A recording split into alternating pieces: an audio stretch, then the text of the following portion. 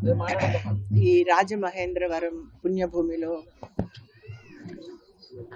నా సోదరుడు రాజబాబు ఇక్కడే పుట్టాడు, అలాగే ఇక్కడే పెరిగాడు, ఇక్కడే చదువుకున్నాడు. ఎన్నో మరవలేని ఒక అమృతమైనటువంటి ఘడియలు మా జీవితాల్లో మాకు గుర్తుగా ఉండిపోయాయి. నేను ఎప్పుడొచ్చినా కూడా రాజమండ్రికి నా సోదరుడు రాజబాబుతోటే కలిసి వచ్చేదాన్ని.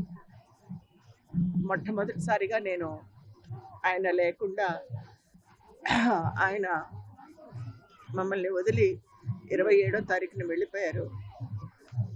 ఆయన మా జీవితాల్లో నుంచి దూరంగా వెళ్ళిపోవడం మాకు చాలా దుఃఖంగా ఉంది.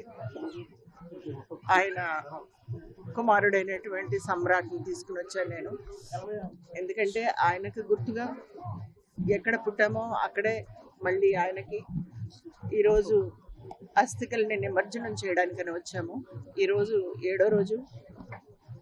కానీ రాజమండ్రి ప్రజలు అలాగే మీరందరూ కూడా ఆయనకి ఆ భగవంతుడు మా సోదరుడికి మోక్షాన్ని ప్రసాదించాలని ఆ గోదావరి తల్లిని, ఆ భగవంతుడిని, ఆ ఈశ్వరుణ్ణి మనసారా నేను ప్రార్థిస్తున్నాను. ఈ దుఃఖంలో నా ఊర్లో నా ప్రజల మధ్యనే నేను ఉండాలని నేను వచ్చాను. మీ అందరి ఆశీర్వాదంతో నా సోదరుడికి మోక్షం ప్రసాదించమని నేను వేడుకుంటున్నాను.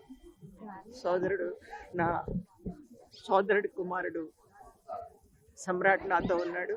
విధి విధానాలతో ఈ కార్యక్రమాన్ని మేము పూర్తి చేసుకున్నాం.